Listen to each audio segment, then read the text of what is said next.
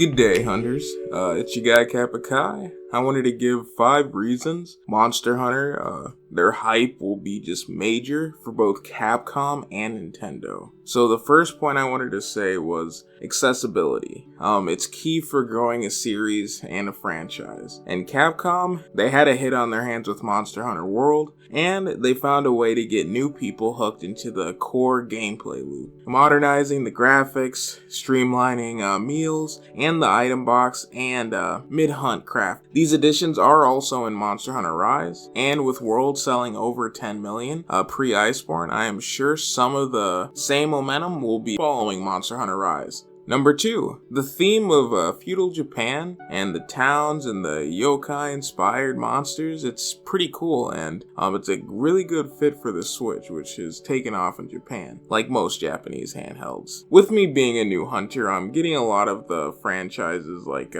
kind of a nostalgia with the original towns and villages that they had, similar to the one that was on PS2, like with the first village, like in the same area, like where you fight Lao Shenlong. And he would be a perfect fit for this, and during the whole siege thing with all those monsters that they showed in the direct on February 17th. So yeah, I think that the whole like cherry blossoms, the aesthetics with the whole like the twins that kind of just are singing in the opening of the demo, the new captain, it just gives some really cool eye vibes. That's all I gotta say. Number 3 would be wyvern riding. It's such a unique movement mechanic. It makes sense with monster hunting kind of branching off into other series with Monster Hunter stories, and in that's the main gameplay mechanic, is riding the monsters and using them for your RPG stuff. And it was also adapted into an anime like around like 2018 or 2019, so it's kind of taken off, so it kind of makes sense that they added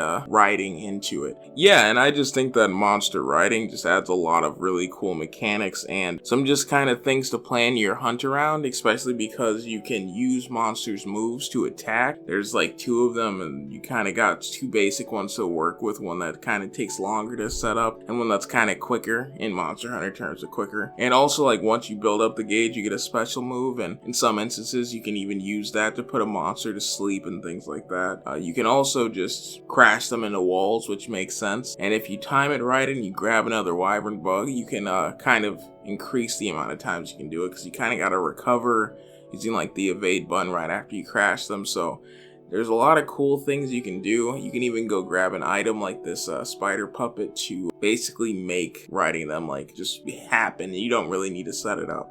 So yeah, I think that's a really cool introduction. And just talking about movement, number 4 is the wire bugs. Essentially, Scoutfly on steroids can assist you with movement on hunts. It acts as a huge leap button. So a lot of people that kind of have a issue with getting into Monster Hunter, kind of saying that it's clunky, I feel like this really streamlines the whole movement, and you kind of get you basically feel like a Survey Corps member from Attack on Titan, using things like ODM gear, which is fiction, but like so is this wire bug, but like you literally just shoot yourself up vertically, which you can only really do here if you have like a jetpack. So that's a really cool kind of unexplored like terrain for games, so unless it's an Attack on Titan game. So yeah, I feel like the wire bug is really cool. I like that how you can find another additional one on the map, and you can store it and then it'll go away after a certain amount of time. There's several around the map, so when you know where you are, like during the fight, you can be like, oh, let me just go grab a wire bug real quick since I'm already in this area, and I can use it for the fight. I can use it for evading. I can just use it for traversal, reaching the very high peaks of the mountains. Just some very cool tech. There's also a great wire bug, which can, in a lot of Monster Hunter games, like it'll just take you from one area to the next quicker than if you had to run or climb or wire bug there. And also, you can use them, kind of chain them as well. Kind of did the same thing in Monster Hunter World when you were like ascending in that like coral reef level, like with the huge, like where you went and fought the Kirin and stuff. Yeah, I just thought that the movement was a really cool improvement to the game, and I think that's one reason why this game is going to take off. It's a lot faster. It's a lot less punishing because you can recover mid-air. Reminds me of like Kingdom Hearts' recovery, with just a small tidbit, like it just kind of feels at home. Number 5. The Palamutes, the good boy. Lastly, giving the hunter not one but two mounts, one being a monster, the other being your fluffy furry friend, the Palamute. And he's really, really unique. He has this dash button. You can hold the left trigger, so it kind of slows you down, gives you a chance to like drift, angle, do what you want to do, and then you shoot forward with a speed boost. He even has his own jump button, so you can jump with him by pressing ZR while you're riding. And then you can also at the same time use your wire bug, so you can jump off, then wire bug up. So maybe if there's a place you can't reach with just your regular wire bug, incorporate the Palamute. And while you play as single player, you can have both your Palico and a Palamute. And just like the Palico, you can customize your Palamute with monster armor, and it seems like you can hold some weapons in his mouth that he just kind of uses to attack like Zoro from One Piece. And that's really cool. He's pretty big too, and he can fight monsters, so there's some stuff there. Maybe there's some more tech that we haven't seen with him, so he can help you out even further with your fights. Yeah, his speed, you don't really have to use as much stamina running around the map or even climbing. He can just do that for you. Just make sure you're running before you go climb, otherwise you're kind of just going to bonk the wall. But yeah, I think the Palamute, for one, like a lot of people love dogs, so you just might just tug at the heartstrings of people who like dogs more than cats. People are petty that way, you never know. And it's just a good inclusion. Like, I don't know why it took them this long to add mounts, and they added 2 in this game. And I feel like it's a good inclusion, and it's gonna be at least maybe like the Palamute will stay in future games, because I don't see why you get rid of them or the wire bug. But hey, we'll see. And maybe I'm jumping a little too far in the future. Let's play Monster Hunter Rise first, and fight a Magnamalo and all the other new monsters. And hey, if you're watching this, the Nintendo Direct just recently happened. We just had a new trailer for Monster Hunter, so probably be breaking that down in the future as well. But saw some more monsters showing up in fights. I thought they were gonna give us another demo like they did with Monster Hunter World. Like, I remember getting multiple. So maybe we'll get another one like around the beginning of March for with another monster and another like intermediate monster. All right, well, it's your guy Kappa Kai. I'm gonna let Diesel D take the rest. Peace out. When you first play old Monster Hunter games, there's almost this requirement to do researching outside of the game. Everything is blocked behind cryptic numbers. Information about monsters is hidden from you, like their weaknesses and elemental damages. The colors of the sharpness, everything about it feels impossible to play without a wiki or a strategy guide. Fast forward to Monster Hunter World, these cryptic things like monster elemental weaknesses and drop rates are accessible through the game directly. It's a huge factor to stop someone from being interested in this game. Like, I can't tell you how many times people have been turned off of Monster Hunter games because it's just too cryptic, the information is not provided to you. The accessibility that Monster Hunter World provides going into the older style of games is going to be a huge improvement for the series. And with that, I'm so happy to say that sieges are back, baby. We just got a look at the Monster Hunter Rise game through the Nintendo Direct on February 17th, and it looks cooler than you could ever imagine. It looked like the Laoshan Lung map, but there was like 3 monsters on screen going through the siege at the same time. Seeing these sort of things makes me so excited to see what this game has in store for us.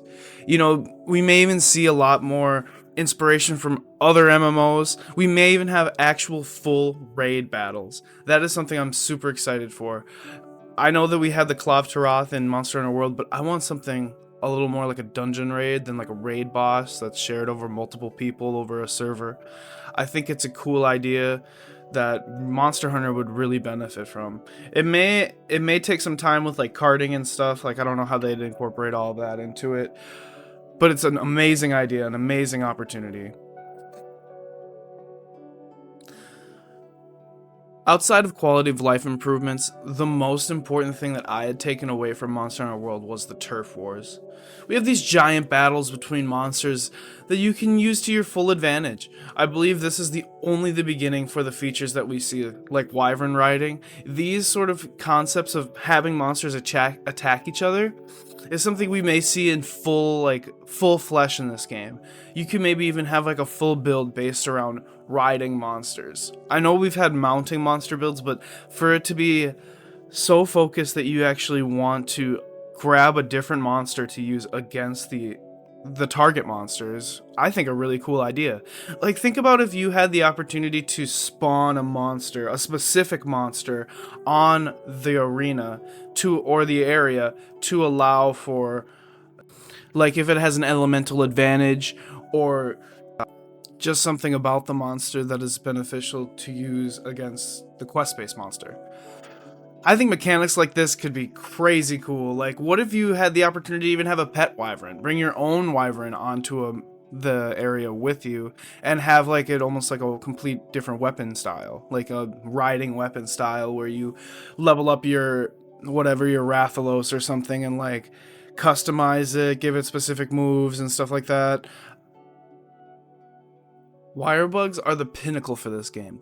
If everything we've talked about just now was thrown out of the door and all we had was wire bugs, we would still be seeing such a giant leap for the series and the fluidity of the animations and mechanics that this game has.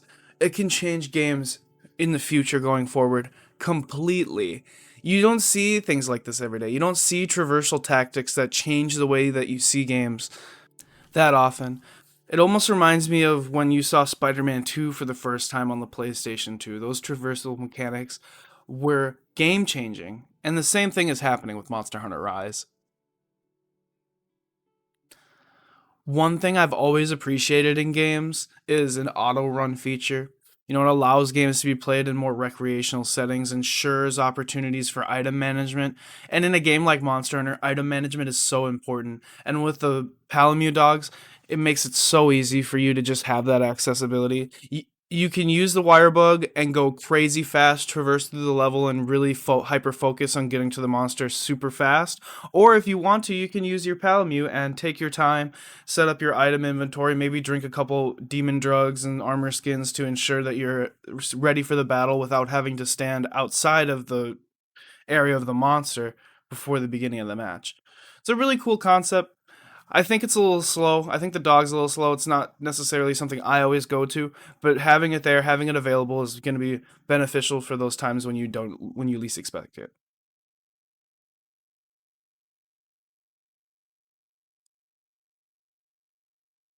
Thanks for checking out the video. It's me, Diesel D. 무난 이 힘